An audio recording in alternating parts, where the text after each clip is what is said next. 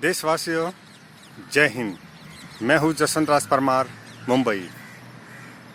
बहुत कंटाला आ रहा है अभी घर में रहकर भी। इतने दिन कोरोना का डर, अभी युद्ध युद्ध युद्ध चाइना के साथ। क्या प्रॉब्लम है? कर दो युद्ध। पूरी भारत की तैयारी है, भारत के लोग तैयार हैं।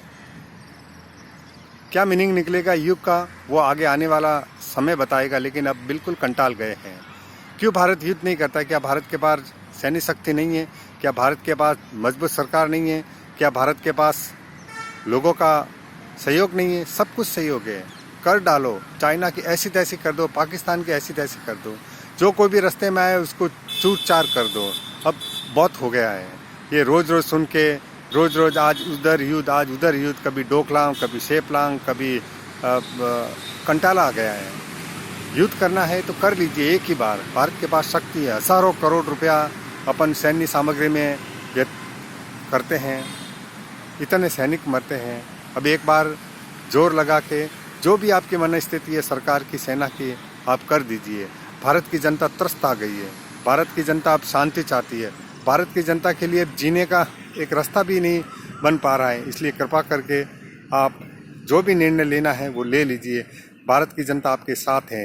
आप अगर युद्ध नहीं कर सकते हो तो भारत की जनता को बोल दीजिए वो अपने ढंग से जिस प्रकार का भी कदम वो चाइना के विरुद्ध, पाकिस्तान के विरुद्ध, नेपाल के विरुद्ध जो लेना है वो लेके, भारत की जनता में क्षमता है। इसलिए आप कृपा करके जो भी आपका डिसीजन है वो ले लीजिए। हर बार, आज चाइना से, कल पाकिस्तान से, कभी पीओके, कभी अक्साई चीन से, जितना भी है वो आप कर दीजिए। 1947 के बाद में 1,28,000 वर्ग किलोमीटर का हिस्सा भारत गंवा चुका है। किसकी गलती है? वर्तमान सरकार कहती है कि कांग्रेस की गलती है। लेकिन जो भी हो, अगर वर्तमान सरकार को अगर वो जमीन लेनी है तो छोड़ दो, छेड़ दो युद्ध, छेड़ दो युद्ध। शक्ति है भारत के पास। भारत का नेतृत्व तो तगड़ा है। भारत के पास हर प्रकार से मन है अभी। और जो माहौल बना हुआ है उसमें आप धावा बोल दीजिए। जो होगा वो देखा जाएगा। ये रोज रोज मरना उससे अच्छा है तो एक बार उसका निकाल आ जाए हमेशा के लिए। क्योंकि इतनी बड़ी ज़मीन है, इतना बड़ा क्षेत्रफल है, कई देशों के बराबर है, कई देशों के बराबर इतना बड़ा क्षेत्रफल है। और किस प्रकार से कांग्रेस की सरकार ने उनको जाने दिया। कभी बोलते ये तो धरती बंजर थी। भारत माँ की धरती बंजर होती है क्या? लेकिन नहीं, अभी नया नया लफड़ा आया है कांग्रेस का कि वो राजीव गांधी फाउंडेशन में चाइना एम्बेसी ने करीब 90 लाख रुपए 1905-6 के लगभग दिए। क्यों दिए? क्या एमओयू बनाया है पार्टी और एक परिवार और एक चाइना की पार्टी ने? ये बहुत ही समझ के बाहर है। क्यों इतना व्यापार फला फूला भारत और चाइना के बीच में? क्यों डेफिसिट इतनी बढ़ गई? इसके कारण जानना बहुत ज़रूरी है। और भारत सरकार से हम निवेदन करेंगे भारतीय नागरिक होने के नाते कि आप इन चीज़ों का पता लगाइए। रोज़ रोज़ टीवी में डिबेट करके, रोज़ रोज़ चैनलों के माध्यम से अगर ये बात उठाई जा रही है तो इसका निकाल आपको लाना पड़ेगा, जनता को बताना पड़ेगा। हम बस शांति चाहते हैं।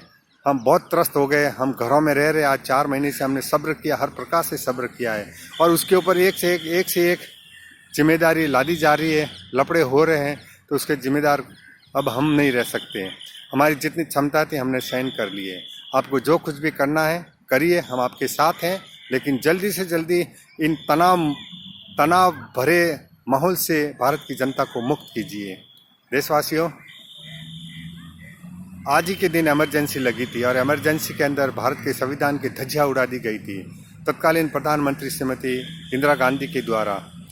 उसने कुछ नहीं सोचा कि देश प्रजातांत्रिक लोकतांत्रिक देश है और उन्होंने अपनी तानाशाही का ताना बाना बुनकर आज ही के दिन यहाँ भारत में इमरजेंसी लगा दी थी और बड़े बड़े नेताओं को कारागार में बंद करके मीडिया के अधिकार छीन लिए थे, जो आज भी भारत के इतिहास में काला अध्याय बना हुआ है। ये वापस पुनरावृत्ति नहीं होनी चाहिए। नरेंद्र मोदी जी के हाथ मजबूत कीजिए और वो जो भी फैसला ले उन्हें मदद कीजिए और जल्दी से जल्दी उन्हें आग्रह कीजिए कि जो भी भारत की समस्या है उसको निकाल करिए। देशवासियों, आराम से रहिए, सोशल डिस्टेंसिंग का पालन कीजिए। जय हिंद,